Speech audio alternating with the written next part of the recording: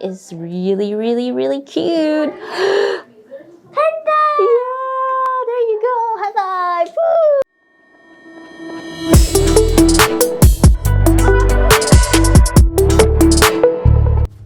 My name is Tahnee Lam, and I'm the program director and owner of New Step Consultation. I've been working with children with special needs for the last 20 years.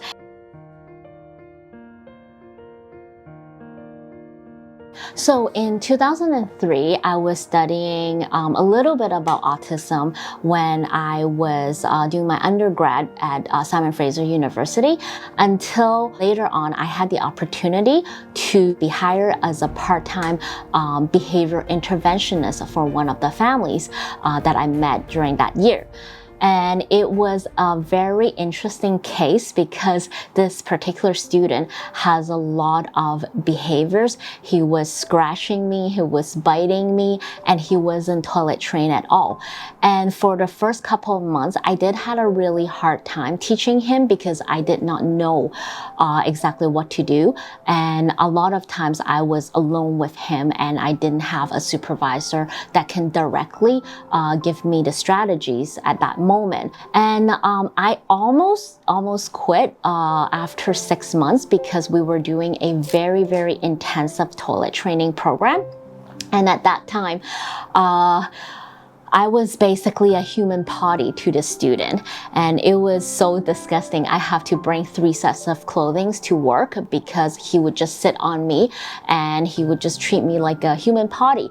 And to me, at that time, I was in my early 20s. I have never even changed a baby's diaper. That was very difficult. And the fact is that we have been doing the training for about 2 weeks, and it seems like he's not getting it because he can only say a few words.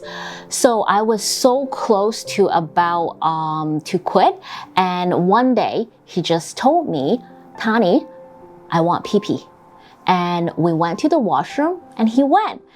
And that moment I was on the floor hugging the toilet, and it just felt like $1 million. I have tears in my eyes, but they were all happy tears. And that was the point that I told myself, even though it was so difficult for him to learn, after all this hard work, not just from me, but from my whole team, we were able to make this happen. And I was like witnessing it as firsthand. And that was the point that I told myself that I would like to do this for the rest of my life. What's this? Pig! Yeah, that's right. This one is a hard one. What's this? Spider! Yay! And Car! yes! Do you like this car? Lamborghini! Oh, is it a Lamborghini? And probably this one is the last one. It's really, really, really cute. Panda! Yeah! There you go! High five! Woo!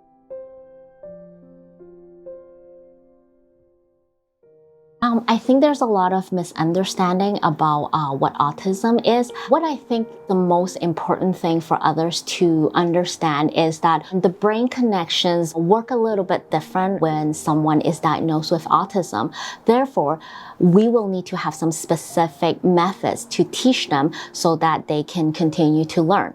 Throughout my years of teaching kids with autism, many of them who are starting off with nonverbal or unable to do a lot of basic skills, after a lot of different types of teaching, we were able to help them to speak, to learn, sit in school, and actually some of them I was lucky enough to work with graduate from university and got their own job and become a great asset to the society.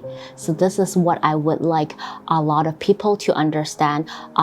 Someone with autism is more similar to other people than others might think.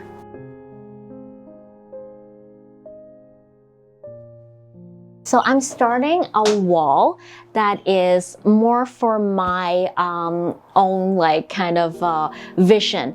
These are some of the students that I have worked with throughout my 20 years, and every one of these students, and it's going to get bigger, I just didn't have time to do every one of the students, they might have a phrase or something that happens during our intervention program that has significantly impacted my career. So I started this wall to remind myself whenever I come to work that these are the reasons why I'm in this business for this long. Yeah, some of them are really funny, and then yeah, so this is like I have one boy who just like he wasn't talking a lot, and then he just came in, "You are my lady." So he was able to say something like that.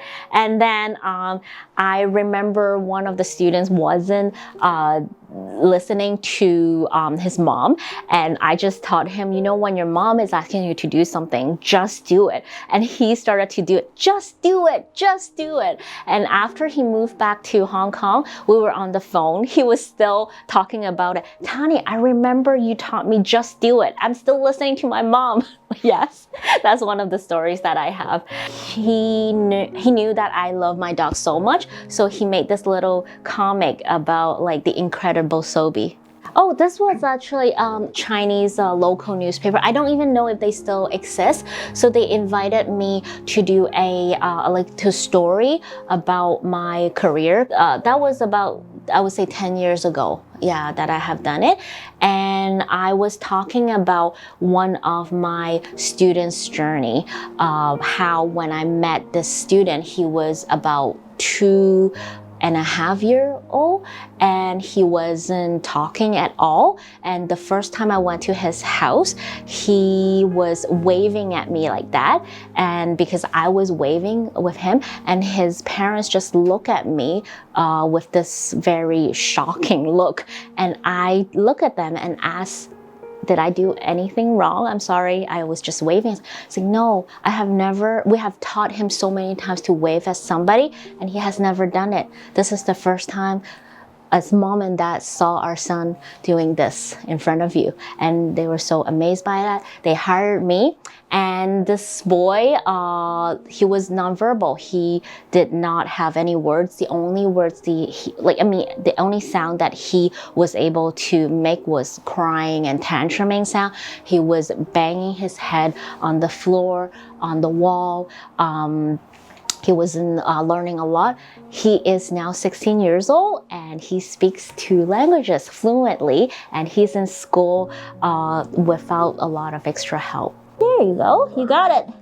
Let's push it really hard, use our muscle. There, okay. I found a red piece here. Maybe here. Yeah. Whoa. 1, 2, 3, yeah. Okay.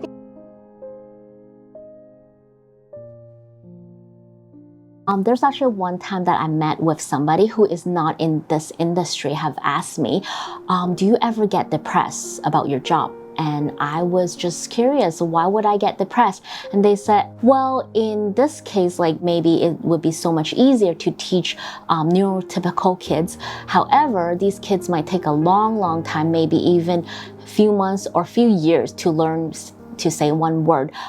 Don't you get depressed sometimes? And I told them, actually, it's the opposite of that, because I have to work so hard to get them to reach this goal.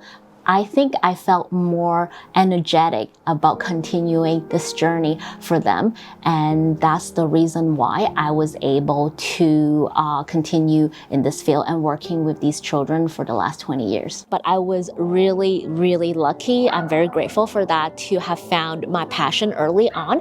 And once I found it, I just go turbocharge with that. And I never look back.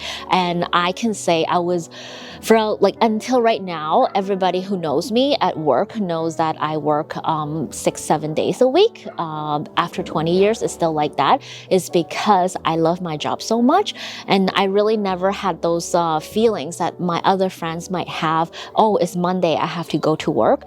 Honestly, I never really had that feeling, even after 20 years. So I'm very grateful for that opportunity, that a lot of parents who trust me with their precious child to be able to carry on with this journey with them is one of the greatest feelings in life. And I think I'm very thankful for that opportunity.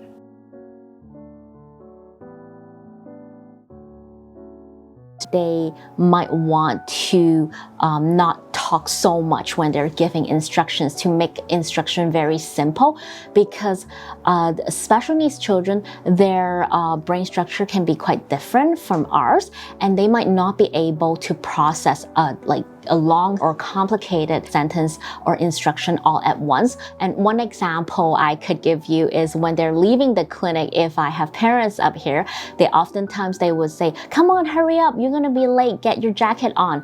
And instead of, "What do we need to do?" and give the opportunity for their child to think about, "Oh, right now I need to leave. What do I need to do next?" Because most of them are capable of doing it by themselves. You just have to give them a little bit more time to process. Yeah.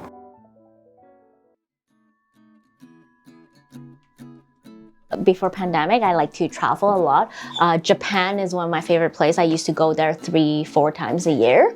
And yeah, so that's one of my favorite places. And whenever I go there, I like to purchase some of those mini figures, toys. And when I'm stressed, I like to just look at my little collection. I love doing a lot of sports. One of my favorite sports is tennis, as you know, and I've been playing my whole life. But the last few years, I've been getting a professional coach to just better myself. Hopefully, I will be good enough to go on a tournament pretty soon. So that's my goal for this year or next year. I think my guilty pleasure, I would have to say, my favorite food is dessert. Any kind of dessert, I love it all. Like whenever there's a chance for me to have dessert, I'll have it, I'll eat it. And that's one of the reasons why I want to learn how to bake, and I have been baking throughout my life. Another thing, I love raw oyster. I love it so much, I learned how to shuck my own oyster. So I often joke, if one day I am out of work, I can go shuck oyster for a living too, because I can do it now, yes. Well, this is Sobi. This is also, this is not just my sister, I call her my sister, but she's also the CEO of my company, Chief Entertainment Officer, because I bring her to work quite often and she will play with the kids. And she's a very, very important member in my life. When my brothers got married and she has this wedding dress on, we don't have really an aisle, but an outdoor aisle. We didn't even teach her. She just followed the bride and the groom in the middle. And everybody was just staring at her instead of the bride and the groom. So she stole the show. Yes, it was really funny. When I first started in this field, just like a lot of people, they don't really understand what do I do for a living. And there's one day I remember I was shopping at a supermarket with my mom, and I bumped into one of my clients, and she came up and talked to my mom, and she said this to my mom: "Thank you so much for giving birth to your daughter, because she helped not just my son, but my entire family for the rest of his life as well." So that was a very significant moment, and that also tells my mom what I do for a living, the impact that I have, yes. On the side. Great. And then the other side, right here. So I'm doing it really slowly. Fantastic. And then we're gonna do some bushes right over here. Okay. And let's add some apples as well. Okay, one here. Great. Another one here. And one more here. Okay. I think mine is more look like a Cherry. Yeah, actually kind of like it. Oh, it's a Godzilla. So you should have it. Okay. Okay. You know what? Let's leave it there. We're gonna have kids come in all week long. Let's guess what this is. I'll let you know like next week.